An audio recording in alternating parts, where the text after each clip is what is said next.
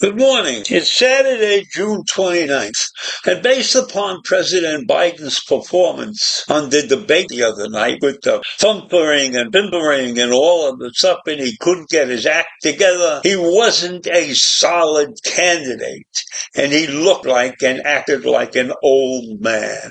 So based upon that, I believe that he should drop out of the race.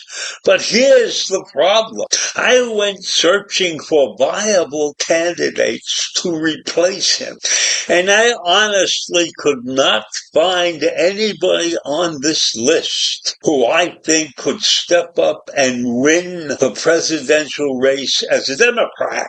And let's not forget that whoever jumps into the ring right now doesn't have much time to create the image that they would need to be the powerful force to run this country.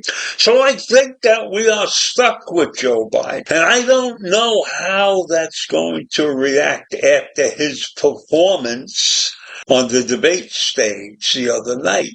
And I should give you a list of some of the names that I looked at.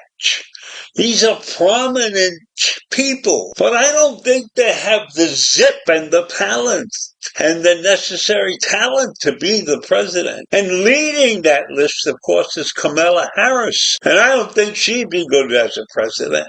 Also on this list, Cory Booker. He's the senator from New Jersey, and he ran for the Democratic nomination in 2020. And then you got Amy Klobuchar, the senator from Minnesota, who also ran in 2020. And possibly Andrew Yang, who's an entrepreneur and a former presidential candidate. And then we got Bernie Sanders, but he's too damn old. He's too left-wing for our government.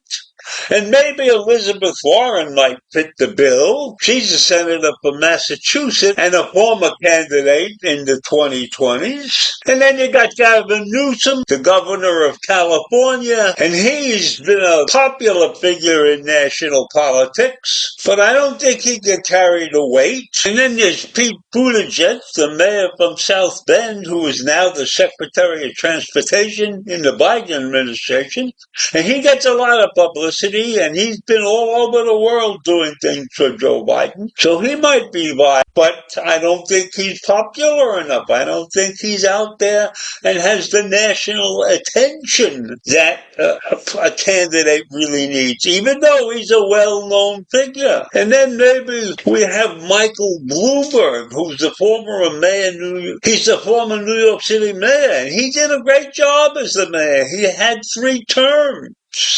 And then he dropped out of politics. He would have been a viable candidate. But he had one black mark on his chest, which is that he's a Jew. And I don't know that this country is prepared to vote for a Jew as president.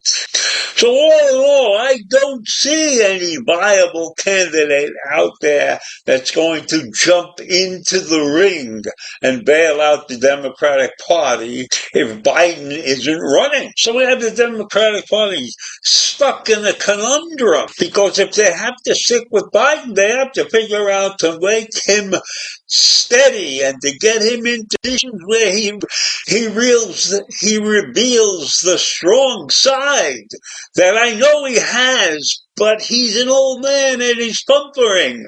And that is not good for this country, especially when we have many, many young voters who will look for somebody strong and powerful. And even Biden at his best can never produce a strong image. He's not a big tall guy. He's not muscular, but he does have 50 some odd years of political experience. And that's a big factor. That should count for a lot.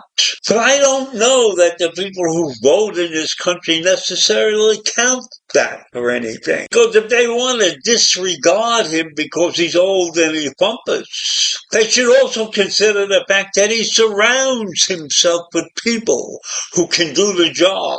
And he requires them to do the job. He is not going to be a one-man show like his opponent. So you must give Joe Biden a tremendous amount of credit for being able to manage a group of people. Even though he's standing out and making certain decisions and being the spokesperson from time to time in international situations, the fact is that the work that's being done behind the scenes is not being done by Joe Biden. It's being done by his team. And let's recognize the fact that being president of the United States has 2 or 3 main things. One of them, you got to get elected and you got to be popular with the general population. But the second thing is that you have to manage the government. You have to manage a team. And Biden has been able to do that for 4 years. He's put together a terrific team. And there are many on that team who don't get any notice. No public figures. They don't attempt to get attention. What they do is attempt quietly to get the job done. And he's done a good job, in spite of what his opponent says. And we all know that his opponent is a monumental liar. So I think that even though I feel that we should have a younger person at this point, I don't think there's a younger person who I have searched for that can do the job that Joe Biden was able to do for 4 years and has been doing for this country for over 50 years.